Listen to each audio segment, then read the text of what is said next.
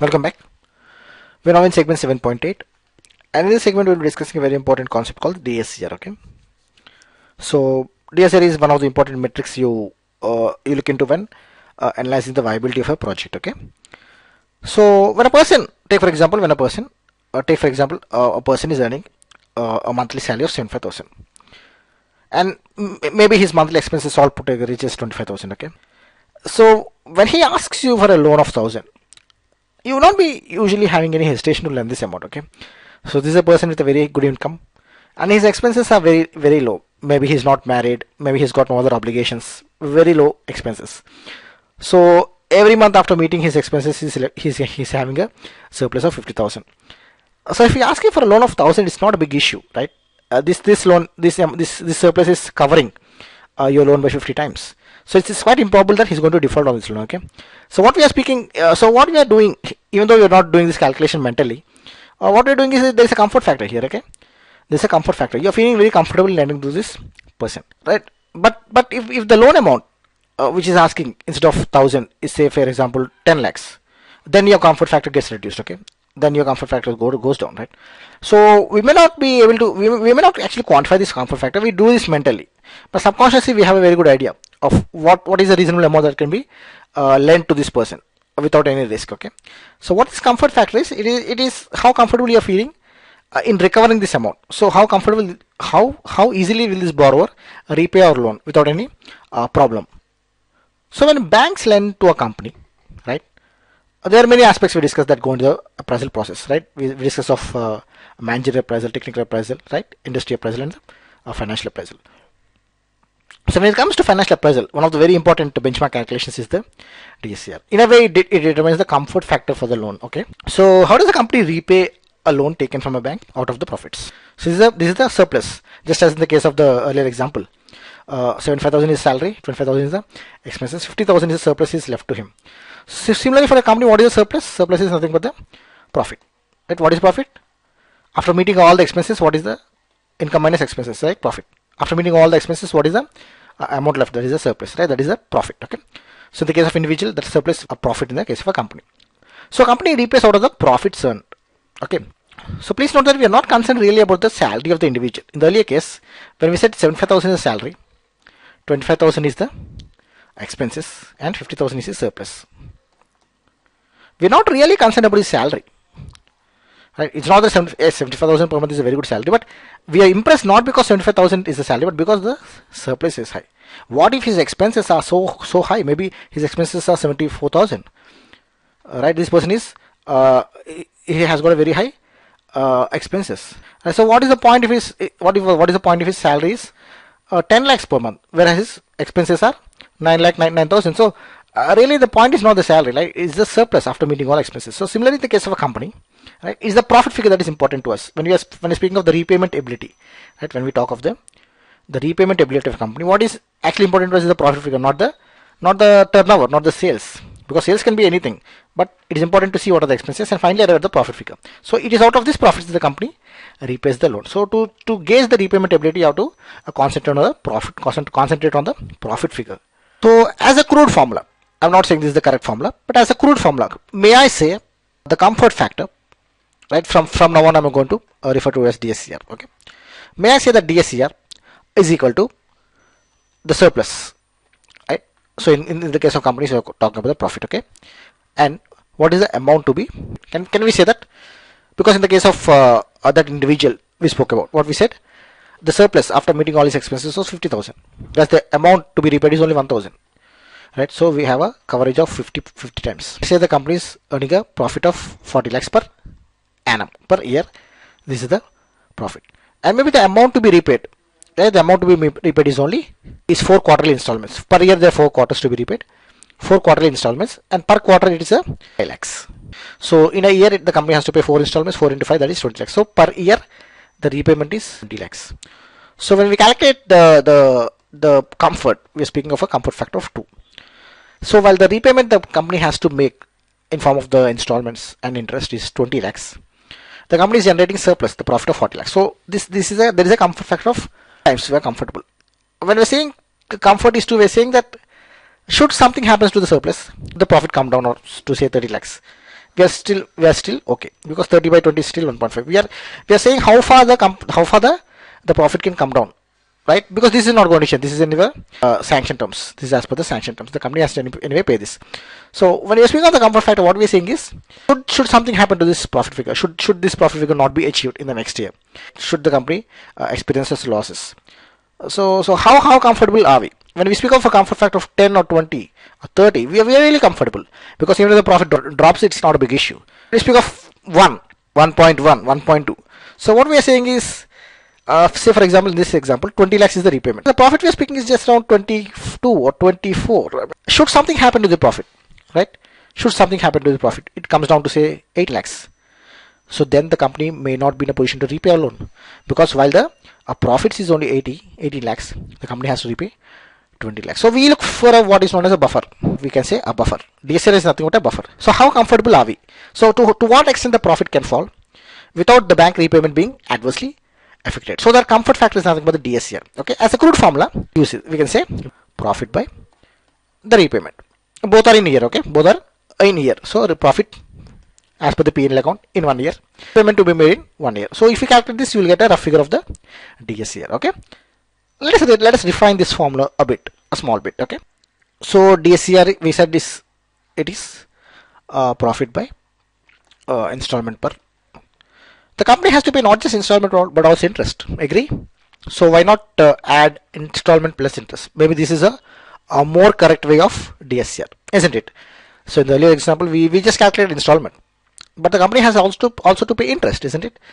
There's a cost of interest associated with the borrowing. So the correct more appropriate formula could be profit by installment by interest. This is a refinement over the earlier formula we have. Earlier we have just said profit by installment. Now we are saying profit by installment by interest. So if, say for example, the profit is 40 lakhs, the company is making a 4 quarterly repayment, each of 5 lakhs. So 20 lakhs is the installment. Plus there is an interest component. Maybe that is another 5 lakhs. So what we are paying is 40 by 25, not 20. So 40 by 25. Okay. So that is 1.6. Okay. So earlier it was 2, but now we are saying it is only 1.6. So a more correct formula could be profit by installment plus interest. Take into account both installment and interest. Let us further refine this formula. Okay. Take this simple example. A company has achieved an income of 100 lakhs. This is the income. And total of all expenses except interest is 50 lakhs. Okay, all expenses put together except interest is 50 lakhs. So we arrive at what is known as profit before interest. We have deducted all expenses except interest. So this is profit before interest. And the interest expense separately we are taking, that is 30 lakhs. So finally the net profit is 20 lakhs. Okay. So usually what we said was 100 lakhs is the income, 80 lakhs is the expenses. So 20 is the profit. So 20 is the profit. That is correct. But we are breaking this 80 into interest portion and non-interest portion. Right. So we are saying the interest portion is 30. And the balance 50 is the all other expenses except interest. Okay, so all expenses other than interest is 50. Okay, this is what the scenario. Okay, let us for the moment assume that there are no installments to be paid. Okay, we are not focusing on that part. Okay, what we are interested in is the interest portion. So if somebody comes to you and says the company has made a profit of 20 lakhs, isn't it? So the assumption, what the statement they are making is, the statement they are saying is the company has made a profit of 20 lakhs. So the company cannot pay, the company is not in a position to pay interest of 30 lakhs. So do you accept this statement or not? Or is there any flaw in this argument? Right? Is there any flaw in this argument? What is the statement? The company has made just a profit of 20 lakhs, whereas it has to make a interest payment of 30 lakhs. So this is not a good position to be in. So as you might have expected, there is a flaw in this argument. Right? This 20 lakhs profit is after deducting the interest expense. Right? This 20 lakhs is after deducting the interest expense. We cannot say the company made a profit of 20 lakhs whereas the interest is 30. The company could not pay. No, because this 20 is already after paying the interest amount of 30. So if you want to compare this way, what you have to say, the company had made a profit before interest of 50 lakhs. Now you can compare the 30 lakhs, out of which the company can pay 30 lakhs and still it will be left with a surplus of 20. Now is this clear? Right? Please be very clear here. If somebody makes a statement saying that income is 100 and the all expenses put together is 80, okay, so we are left with a profit of 20. So this expense of 80 is broken down into interest expense of 30, interest portion, and all expenses is 50. Okay, these are the other expenses, and finally we have arrived at a profit of 20. Okay, so this expense of 80 includes interest expense of 30 and non-interest expense of 50. So this interest is already factored here. So if somebody comes and tell you this, since somebody is making a judgment here, they're saying the company has just made a profit of 20 lakhs, whereas the interest expense is very high, it is 30. So since this is more than what is available, so the company cannot pay the interest. So if that is the statement, you will not accept it. Why? Because this 20 lakhs was arrived after deducting the 30 lakhs interest. That 30 lakhs interest was already considered. You already considered 30 lakhs and added a profit of 20. So you cannot say the statement. So that statement is wrong, right? 20 lakhs profit cannot pay 30 lakhs interest is wrong. If you were to make that sort of statement, what you have to do? You have to take not 20, you have to take 50, right? You have to go back one step behind. Profit before interest. This is the profit you have to consider, right? Then you can say the profit before interest was 50. Now now tell me what is the interest? That is only 30. So then you can pay comfortably. After paying that 30 also, still the company will be left with the surplus of 20, right? Is this clear? So in the formula which we discussed, right? So in the formula which we discussed, we are also making a small error. So when I said DSCR is profit by installment plus interest, when I made this statement, so I'm saying how comfortable is the company in paying both the installment and the interest. So when I calculating whether the company is comfortable in making this interest payment, maybe I'm also making the same mistake. I should not be considering profit. Maybe I have to consider profit before interest. Maybe I have to add back interest, right? Same scenario. Let us assume this installment is 0 for the moment, okay, right? So if you don't take this, we're just calculating profit after tax by interest. We're making the same mistake. So profit is just 20 lakhs, whereas interest is 30 lakhs. We're saying the company cannot pay. So we're making a similar mistake. A better way is add back interest. What is this? This is profit before interest, okay? Profit before interest. Then you compare it with interest. So then 20 plus the example, when we add back the 30, 20 plus 30, that is 50. Then you compare with the interest, 50 by 30. So then we'll be in a better position to understand DSCR. So a refined definition of DSCR could be profit before interest. That is add back interest, profit plus interest by installment plus interest. Is this clear? So now I am revising the definition. So DSCR is profit after tax. That's the final profit, right? Plus interest. We are adding back interest, okay, by installment plus interest, right? This is a revised and improved formula for DSCR. But I want to improve this even further. Now some of you might get a doubt here. When I said DSCR is profit after tax plus interest, right, by installment plus interest, some might get a doubt. Why are you just adding back interest? In that case, in the denominator has both installment and interest. Why are you then adding just back interest? Why not add back installment also? Right? Need not do it. Why? Because in the P&L account, when we arrived at the final figure of profit of tax, we just deducted interest. No way we have taken installment. Installment doesn't appear in the P&L account. Okay. So when arriving at PAT, we never deducted installment. We just deducted interest. So there is no need to add back installment here. Okay, this is not correct. Okay, so profit after tax plus interest by installment plus interest. Okay, profit after tax plus interest by installment plus interest. Now let us make one final modification. Right, I'm going to add back depreciation here. So now the DSCR will be profit plus depreciation plus interest by installment plus interest. Do you remember why we are doing this? Do you understand why we're doing this?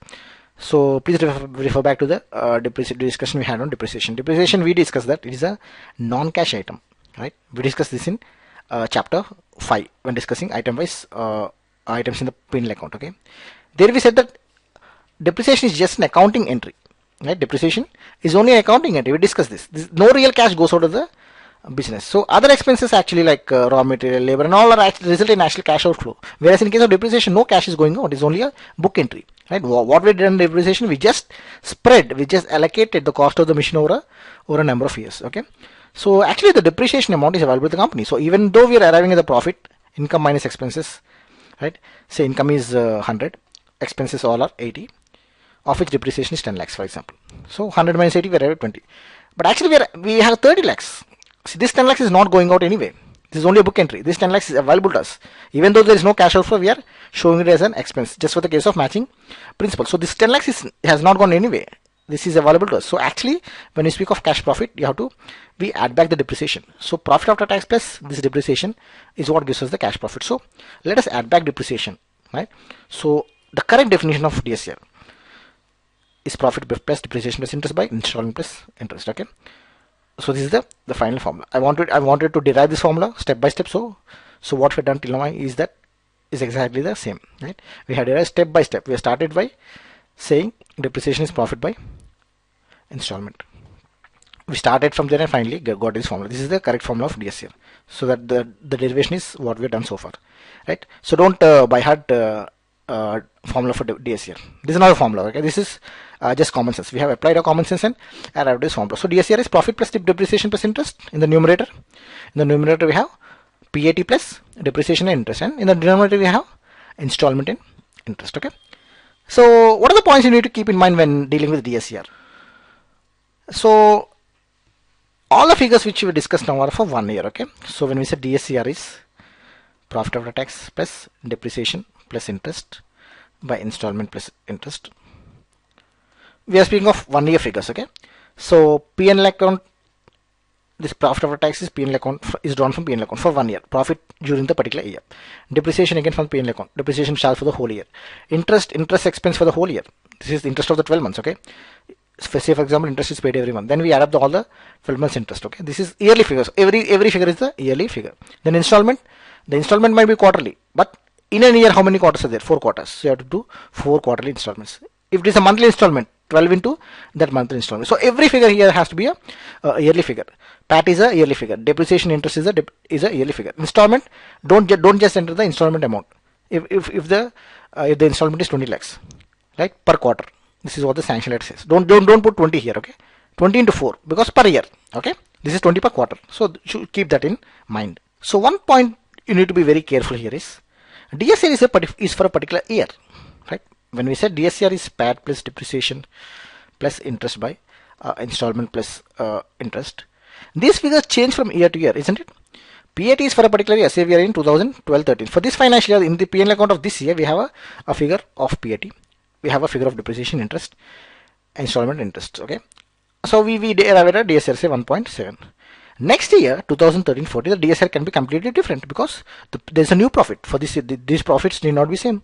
So we have a new profit. You have a new depreciation, new interest. Installment might be same. Installment stipulated is 5 lakhs per quarter. So even in this year it is 5 into 420. Here also it is 5 into 420. That might remain same, but interest will change again. So for the next year there is a completely different figure of DSCR. So when the companies present financial projections, say for example the company is taking a project that takes 7 years for repayment. The company is applying for a term loan whose repayment is 7 years. So starting from 2013-14 up to 7 years, maybe up to 20 or 21, 2020-21, it has given projections. So for each of the projected year, it has to calculate a separate DSCR. DSCR will be different for each and every year. So there will be DSCR of 2014, there will be DSCR for 2015, right? 13-14, 14-15, 15-16. So each year there will be a projected DSCR, right? Separate DSCR for each and every year. So let's take this example, right? This is a loan of 28 crores. A loan of 28 crores. The bank has stipulated, please repay it in 28 quarterly installments. That is 1 crore per quarter. Okay, each quarter installment is 1 crore. So in a year there will be 4 quarters, so 4 crores per year, and in 7 years. Okay, 7 years you repay the 28 crores loan. Okay, so DSCR calculation might appear something like this. In the numerator we have profit plus depreciation plus interest on term loan. In the denominator we have installment plus interest. Finally, while having a DSCR, we divide this by this. Isn't this the formula we discussed? So for 2012, if these are the figures for PAT, interest and profit after tax, depreciation and interest, we arrive at a total in the numerator. In denominator, this is the installment for the there is no installment, there is holiday period here. These are the installments for the remaining years. Then we have interest, we get the denominator, and then we divide this by this to arrive at the DSCR. So for each year, what I'm saying is for each year there is a separate DSCR because profit is changing in every year. Depreciation may be same, but interest is changing, right? So installment is same in installment is different in different years, 0, 1, 4, 3. So that is changing, interest is changing. So we get a different DSCR for each year. So if somebody asks the company, if somebody asks you what is the DSCR for this project, what is the DSCR of this project, we would like to have a single figure, right? We cannot say a DSCR is 11.48 in first year, 3.12 in the second year, 2.15, and you cannot be rolling out these figures, right? You can't be rolling out these figures. Say the repayment is 10 years, you can't be having 10 different. I mean, theoretically, you'll be having a DSCR for every year, but what I'm saying is, it would be nice, right? It would be nice if you have a single figure. If you have a single figure instead of having DSCR for different years. So what we have, so we devise a new DSCR, what is known as weighted average DSCR. So we calculate what is known as a weighted average DSCR, and this is a single figure.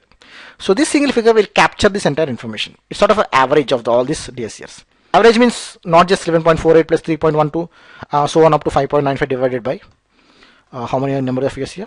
9. No, that is not average. I'll tell you how we are going to calculate that average. But please remember, we are going to calculate a single figure called weighted average DSCR.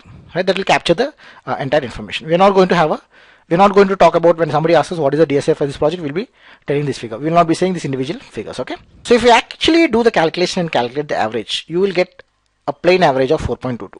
This is a plain average. What I mean by average is here. DSCR 11.48, right? So 11.48 plus 3.12 plus 2.15 divided by 9. If you do this sort of a calculation, right, where you find the average of all this and divide by the number of entries. This is what average, right? This average is just the sum of all the entries by the number of entries. So we'll get a average of 4.22. But please note that this 4.22 doesn't seem to be very reasonable, in the sense that what do we mean by average? It means it is something which we expect to find on an average. What do we mean by average height? Right? When we have a sample of 10 people, some of them are so one is 5'4" height, one is 5'5", one is 5'1", some is very tall. One person is very tall, 6'2". One person is very short, 4'6".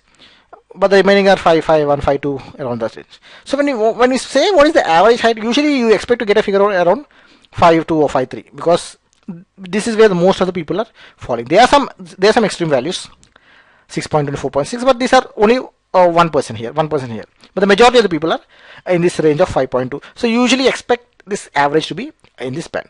But see this example. The average is 4.22, right? This is the average. But if you actually look at 4.22, something is not nice here. Most of these figures are very far from that 4 figure. This could be close to 4.2. You can take this 3.9. This you may be tempted to take, but really the remaining figures are way beyond this 4.22. These are two very extreme figures anyway. But even for the remaining figures, this 4.22 is not capturing that real average in the sense of what we are speaking of average, the true average.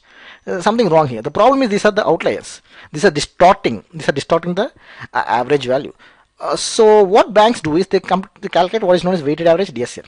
So how they do it is they total this arrow, right? You see this arrow? They add all these figures. Then they take this B row and then they add all these figures. And then finally they'll find the ratio of these two sums. Right? So this is what they do. 12.05 plus 6.2. See here. This row. This is the arrow which we discussed. And this is the B row. They total these two. And then they arrive at what is the average known as 3.25. This is the one known as the weighted average DSCR. Okay, weighted average. Now you see 3.25. Now if you see 3.25, it will be more clear. This 3.25 you'll be finding more reasonable. So this is around 3, this is around 3, this is also around 3, right? This is not very far from 3. Again we have a 3 here. This is not very far. Okay, this could be something far, but now this 3.25 is capturing the true average in a sense. Okay, there are some outliers, but we are ignoring them. There are some outliers, this is not worried about. So this is a correct way. So whenever, as a banker, please remember, when we say DSCR, we are actually implying weighted average DSCR. Don't just take the average of all these figures, A by B, these figures, 11 plus 4.8, 11.48 plus 3.12, divide all this by 9. Don't do that. That is not DSCR. When as a banker we say DSCR, we are saying weighted average DSCR. And how do you calculate weighted average DSCR? This is how you calculate, right? So 12.05 plus 16.2 plus 16.82, 18.83 plus 19.23. This is the sum of all these A rows, okay? And then we divide it by the sum of the B rows. So by 1.05 plus 5.2 plus 7.82 plus 3.23. Okay, you got the idea, right? So this is the total of the numerator. This is the total of this denominator. And finally we calculate so we get a single value. So that is the weighted average DSCR. So this is the calculation for the DSCR. So whenever we say DSCR, we are referring to the weighted average DSCR. Okay. Now banks have their own guidelines for DSCR. Usually they say the weighted average DSCR should be around 1.5, a minimum. It should not be less than 1.5 or 1.75. Check your bank guidelines, right? So what bank is saying is we want a comfort factor of 1.5. So what bank is saying is we want a comfort factor of 1.5. So your profit, when I mean by profit, we are adding back that interest and depreciation, cash profit. Okay, that profit should provide a coverage of 1.5 times to the denominator. What is the denominator? Installment plus interest. This is the repayment obligation. The repayment obligation of the company is to repay both both installment and interest. So this is the obligation. So DSR is capturing the comfort level to the banker. How many times the profit generated is providing coverage to the repayment obligation. So if DSCR is something like 3 or 4, 5, 10, this is great. Even if the profit drops down a bit, is not a big issue. The company can still repay, can meet the commitment. But if DSCR is say 1.1, 1.2, it is very close to 1.3. I mean, banks are not comfortable. Banks have a norm usually of 1.5, 1.75. Right, this is the norm. What if DSCR is less than 1? This is a very this is not a great situation, right? If DSCR is say 0.7 or 0.8, this is not acceptable. This is not at all acceptable. So what we are saying in that case? So the numerator is say 60 and denominator is say 70, which means the profit, this is the cash profit plus depreciation plus interest, it's 60, whereas the company has to repay 70 installment plus interest. The company is not generating enough profits. There are no enough profits. The profits are not enough to repay the bank's installment and interest. So this is a scenario which is not pleasant to the banker. So DSCR should never be less than 1.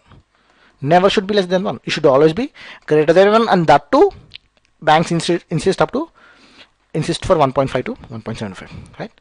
Please check your bank's guidelines for the exact figure. It varies from 1.5 to 1.75, sometimes 2. If a company submits a project report with the DSCR, that is the weighted average DSCR less than 1, it will never do that, but if it does, it's a very poor scenario. So okay, a company has submitted a project report and the DSCR is say 1.8. So are you going to be satisfied? So DSCR is above 1.5. So is it great? So are you going to accept it?